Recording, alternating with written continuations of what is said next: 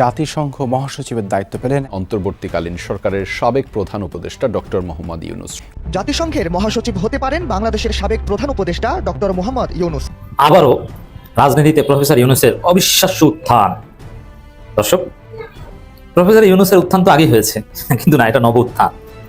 Professor Yunus Nobel laureate, আবার international গুরুত্বপূর্ণ actor, এরপরে বাংলাদেশের প্রধানমন্ত্রী হয়েছেন। প্রধান উপদেষ্টা ওটি প্রধানমন্ত্রী, তো প্রধানমন্ত্রী পদ থেকে বিদায়ও নিয়েছেন, কিন্তু প্রফেসর ইউনূস হাল ছাড়েন।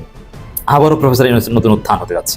ডক্টর মোহাম্মদ ইউনূস উনি চলে যাবেন সরাসরি নিউ ইয়র্কের জাতিসংঘের সদর দপ্তরে। বাংলাদেশের সাবেক অন্তর্বর্তী সরকারের প্রধান উপদেষ্টা মোহাম্মদ ইউনূসের নামও সামাজিক যোগাযোগ মাধ্যম ও রাজনৈতিক আলোচনায় উঠে এসেছে।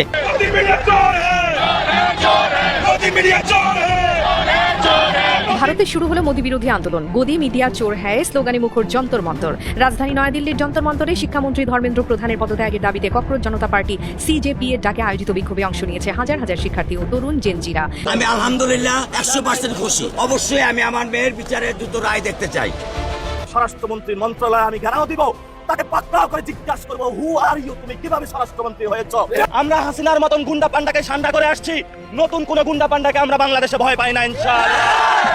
একদম টাটকা ভাই, একদম টাটকা ফ্রেশ কয়েকটা সংবাদ আপনাদের সম্মুখে হাজির হয়েছি। কিছু কিছু সংবাদ আপনাদের কাছে খুবই ভালো লাগবে, আপনাদের মনটা ভরে যাবে, আপনারা খুশি হবেন, আলহামদুলিল্লাহ পড়বেন। দর্শক, প্রথমেই একটা বড় সংবাদ দেই। ডক্টর ইউনূস জাতিসংঘের মহাসচিব হতে যাচ্ছেন। অবশ্যই আপনারা মনে করেন যে আমাদের বাংলাদেশের একটা গর্ব তিনি যদি জাতিসংঘের মহাসচিব হয়ে যান, তাহলে বুঝতেই পারছেন অন্তর্বর্তী সরকার থাকাকালীন তিনি জুলাই সনদ রেখে গিয়েছে না, সেটার হয়তো একটা রফা দফা হবে। বাংলাদেশের নতুন একটা মুখ হয়তো দেখতে পাবে।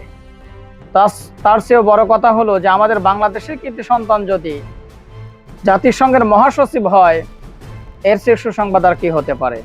তবে পাওয়ার আরো বাড়ছে ডক্টর ইউনূসের। যেই পাওয়ার দেখিয়েছিল বিগত 18 মাস বাংলাদেশের অন্তর্বর্তী সরকার থাকাকালীন, যার পাওয়ারের কাছে ভারত নতজানু হয়েছিল, যার মুখের উপরে কথা বলার সাহস পেত না ভারত, যাকে ভারত কোনো সময় তাকে আপোষ করতে পারেনি, ভারতকে টেক্কা দিয়ে চলেছে 18 মাস ডক্টর ইউনূস। সেই ইউনূস যদি মনে করেন যে অবশেষে জাতিসংঘের মহাসচিব হয়, তাহলে বুঝতেই পারছেন ভারতের অবস্থা কি হবে। যাই হোক, কথা সেটা না, আরও কিছু বিষয় আছে। রামিসা হত্যা হয়েছে, সেটা আমরা জানি। এই শিশু রামিসাকে হত্যা করা হয়, ধর্ষণ করা হয়, এবং সোহেল এবং তার স্ত্রী স্বপ্না, তাদের আজকে আদালতে রায় হয়েছে এবং তাদের দুজনকেই মৃত্যুদণ্ড দেওয়া হয়েছে।